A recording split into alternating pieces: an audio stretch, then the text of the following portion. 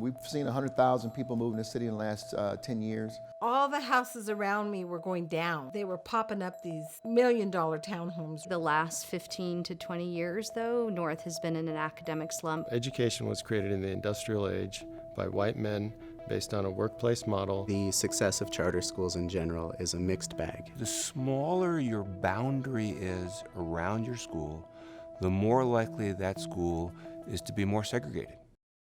Major funding for Standing in the Gap provided by the Gates Family Foundation, a Colorado foundation promoting excellence and innovation in Colorado schools since 1946. Daniel and Janet Mordecai Foundation, the Colorado Office of Film, Television, and Media, the Piton Foundation, and Rose Community Foundation. With support from these fine organizations and viewers like you, thank you.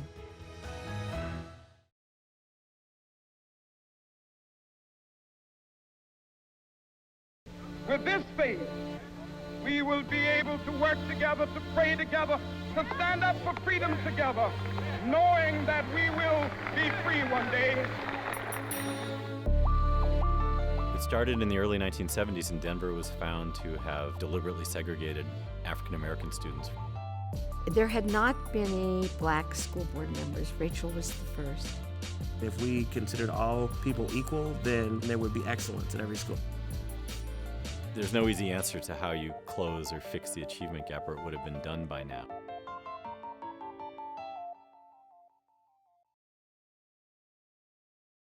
Metro Denver is the 6th fastest growing metropolitan area in the country. There are 15 school districts in the metro area, and Denver Public Schools, or DPS, is the largest. It is also one of the fastest growing school districts in the country. Gentrification is changing the face of some Northwest Denver neighborhoods, yet many DPS schools remain low-performing with large achievement gaps between affluent white students and those of color. Although gentrification has fostered diversity in some neighborhoods in Northwest Denver, others remain heavily segregated. We moved to North Denver. We lived there for approximately 10 years. But I always felt like you're just trying to keep up with the Joneses out there. I mean, all the houses around me were going down, and they were popping up these $1 million townhomes right next to me. In my front yard, 3 townhomes went up. You know, it just got to be a struggle to just live there anymore. Not only financially, but, you know, I just couldn't keep up with the basics. And so I sold the house before I lost my home. The kids loved the schools. Lorenzo and Justina both went to Edison, and then they went to Skinner. And that's where we met the principal. She asked if we would send Justina to North. But it's too bad that the schools, they are there. How do you get the kids there if you can't live in the area?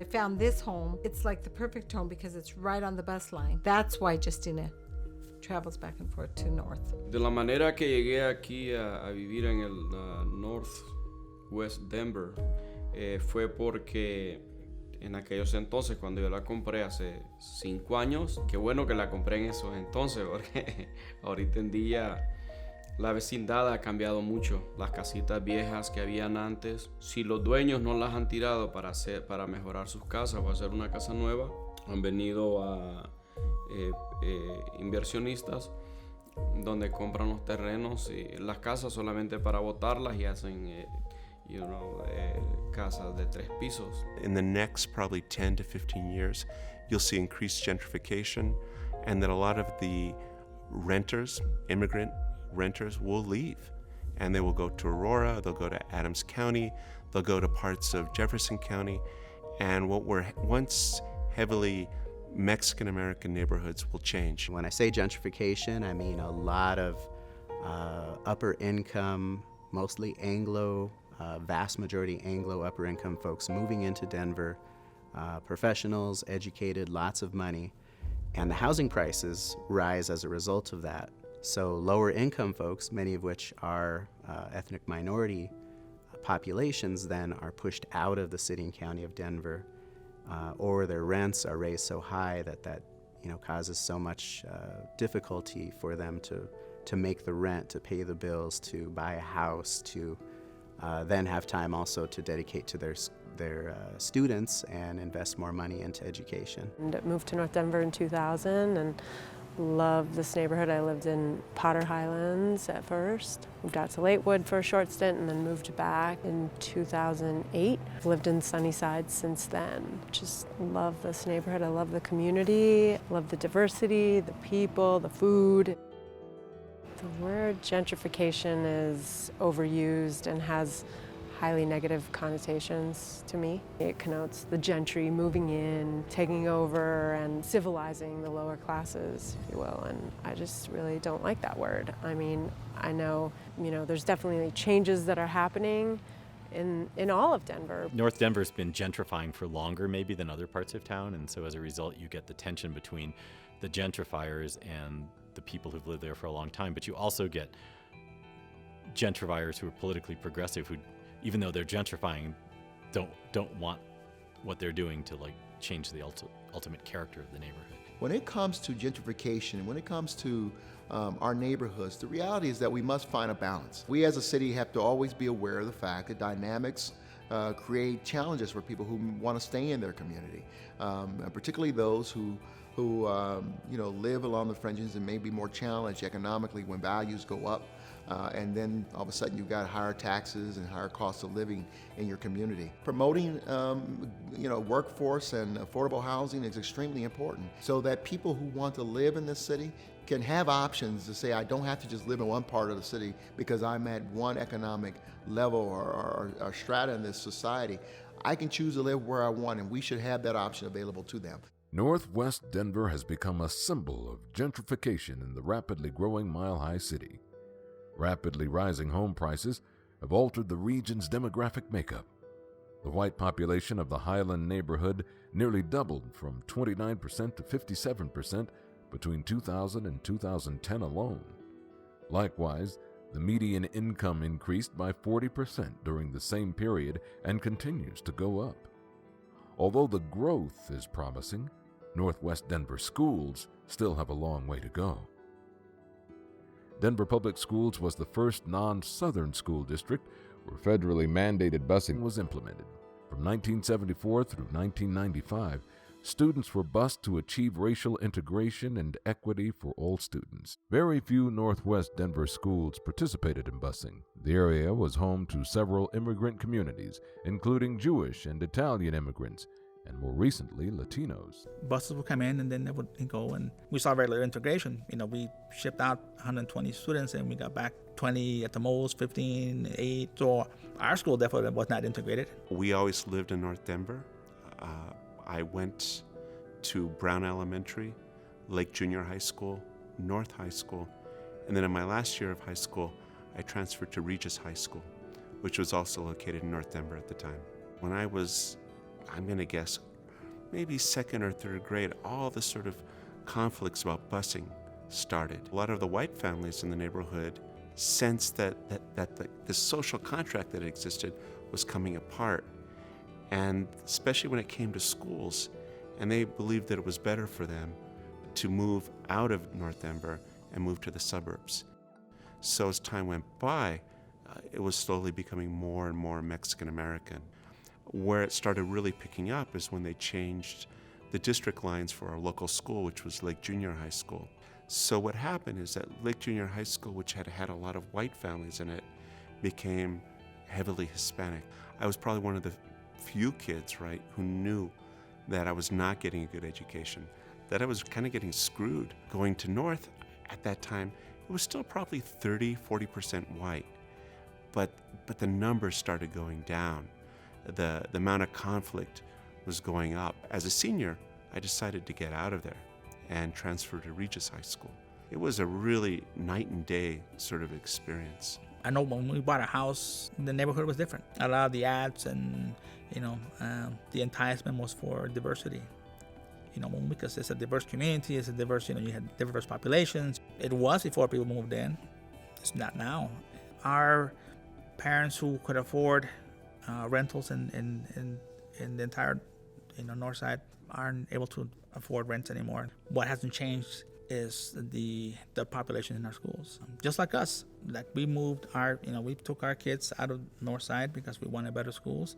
Other parents have been doing this for years. We have still today a highly segregated school district. And so we're not, as a school district, really meeting the needs of the community. Too many people are opting for something else. So we've consciously sought at both the middle school and the high school level to draw wider boundaries, because as we draw wider boundaries in Denver, we're often having the opportunity to draw in neighborhoods that are very diverse and encompass students of all races and ethnicities and income levels. Inclusivity and diversity is very important. I think whether they are African American kids or Latino kids or white kids, Asian kids or American Indian kids, they deserve and should have access to a diverse experience in the classroom and in their community. The reality is when you rob them of that, you don't give them socialization. I think that's important to prepare them for society outside of those buildings. The reality is that our communities and this society is not homogeneous. Very few societies you can go to in the world are homogeneous. And the more we can raise our children around diversity, the better prepared they're going to be for society. We looked at segregation patterns in the 20 top enrolling school districts in Colorado, and Denver by far is the most segregated. If you look at either diversity patterns or segregation patterns or clustering of low income or minority students, Denver stands out. Education was created in the industrial age by white men based on a workplace model to teach a pretty homogeneous group of folks. The inception of public education started out that way. And so as it's grown and as we've seen a more multiracial, multi-ethnic, multi-gender institution, some of those structures of white male homogeneous culture are still inherent as part of it. Today, education in Northwest Denver is in transition. Some schools are diverse, others segregated, and the achievement gap remains wide. In many ways, the area is the battleground for the future of public schools in Denver. Disagreement exists on the best way to operate schools to close the gap and increase achievement. Some want to focus on neighborhood schools run by the district. Others want more charter schools. Schools in Northwest Denver have reflected the neighborhood's demographic shifts. In the last 10 years, Brown Elementary has had an enrollment increase of about 40 percentage points for whites and a decrease of about 30 percentage points for Latinos. Similar trends, though not as drastic, exist for Skinner Middle School, which was, in recent history, dubbed a failing school, but which now cannot grant admittance to all wishing to attend. Scores at both of these schools have increased since 2010. 61% of Latino students at Brown are now proficient. Both schools have become more diverse, yet at both schools there exists a large achievement gap.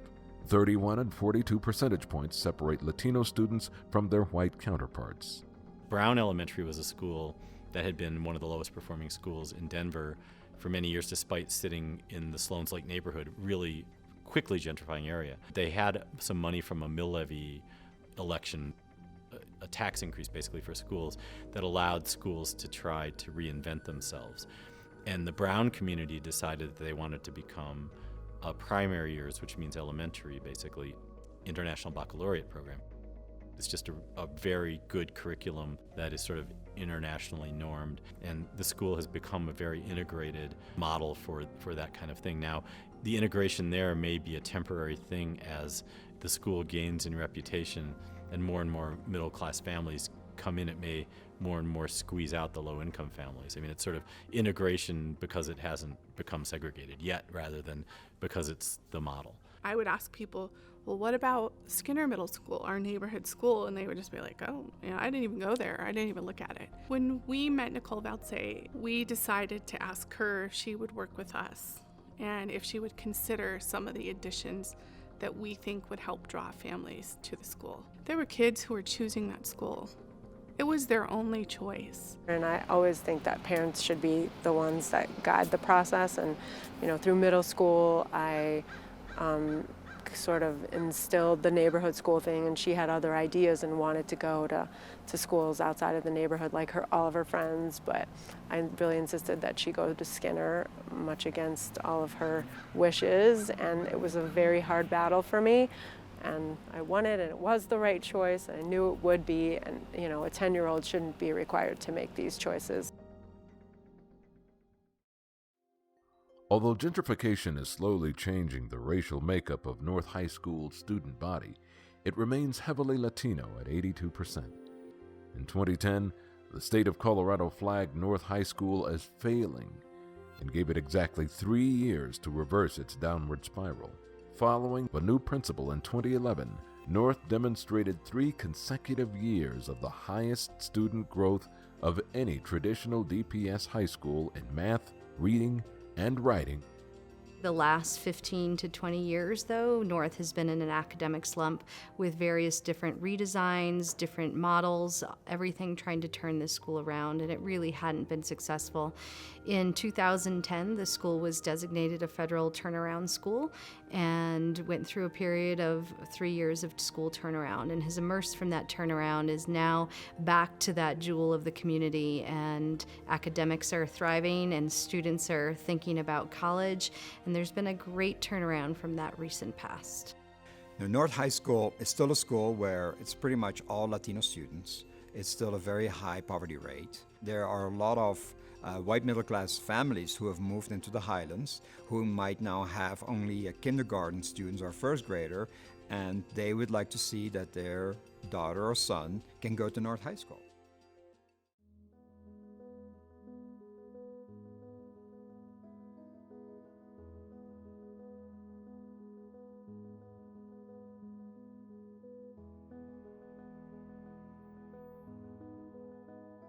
My parents had me at 16 and 17. Right when I was pretty much born, my parents split up. I lived with my mom for a little bit, and then I just remember moving place to place with different people. My mom, she started drugs, so then she kind of drifted away, but my dad's always been there for me and has always supported me. It's just, I think financially, it's difficult. I've always wanted to pursue more growing up, and so that's why I'm in National Honor Society, Student Council. I'm a class secretary, and I do leadership programs too, so my grades are pretty good. Say A's and B's, try not to get C's. She came into our lives when she was about 3 years old. I think that because they see the struggles, they know they have to do college. She works hard. She comes home after a long day, even if it's 8:30 at night. She will sit on this kitchen table and study. In trying to close the achievement gap, it's not in any way to slow down the high achievers. We want to accelerate them, but we also want to figure out why our schools aren't making sure these kids get what they need to also be accelerated.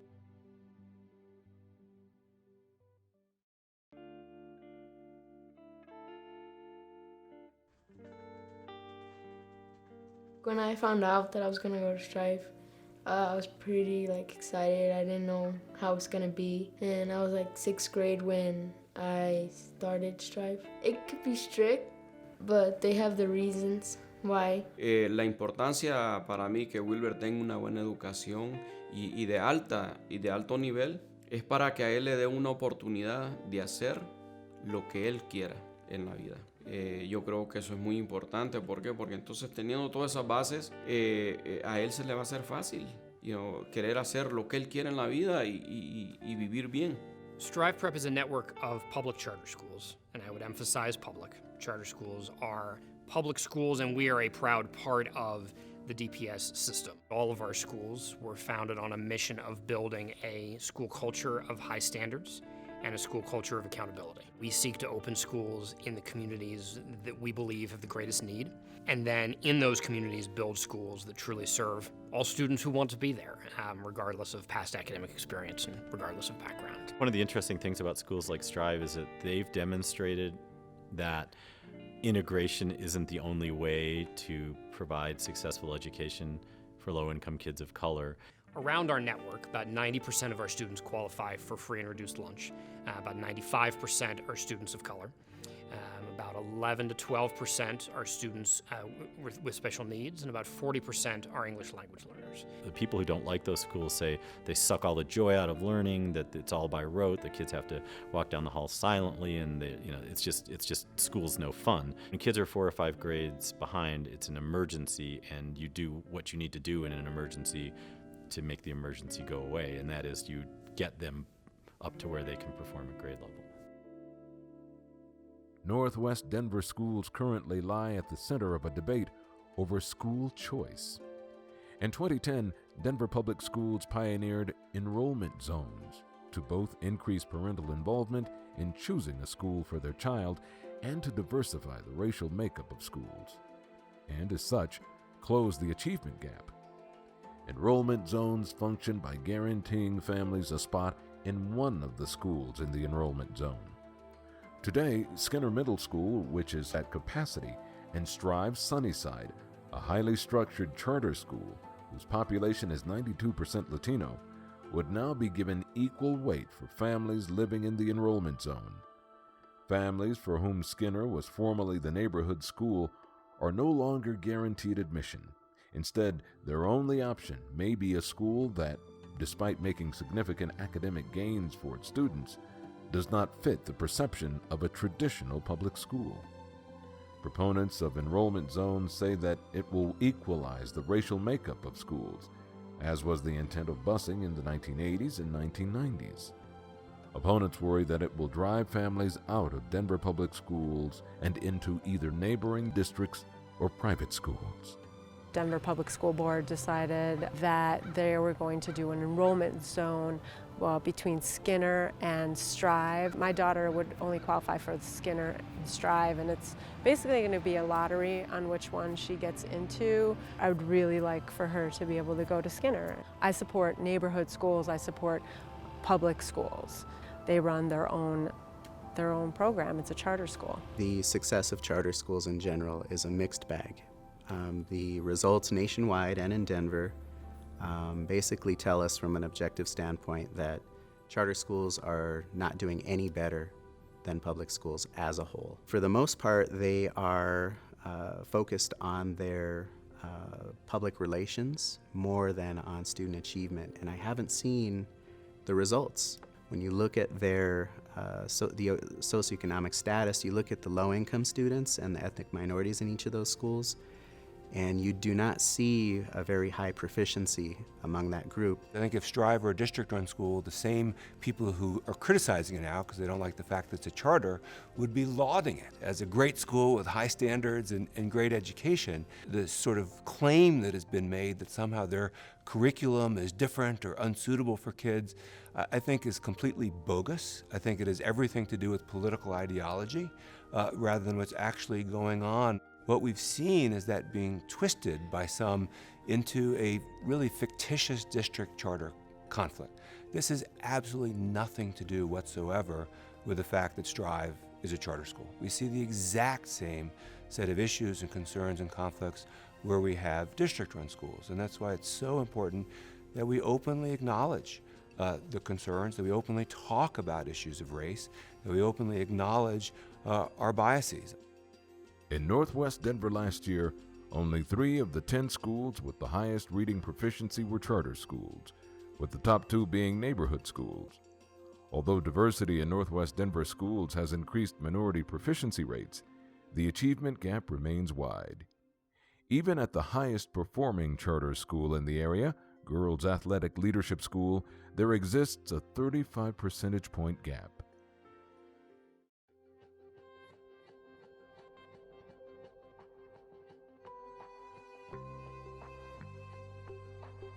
Denver is seeing unprecedented growth in gentrification.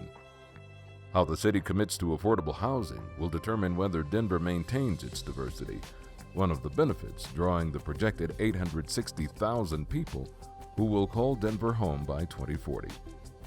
And as the city grows, the achievement gap in the schools will, hopefully, start to close. Being equitable in terms of our housing for all of our residents of Denver is much more than social engineering. You know, it's an equity, it's an equality issue that we really haven't addressed. Where do these people go? They go, like what is happening in Europe, is that they have to go to the banlieues, they have to go to the suburbs, hence the suburbanization of poverty.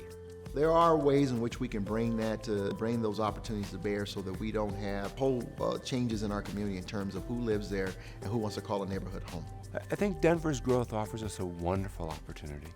As we, for example, create new schools and new areas of town build up, to make sure that everything that we do with those new schools promotes greater integration, economically and racially, to close the achievement gaps that we see, and to have the Denver Public Schools be great schools for every kid in every neighborhood in the city.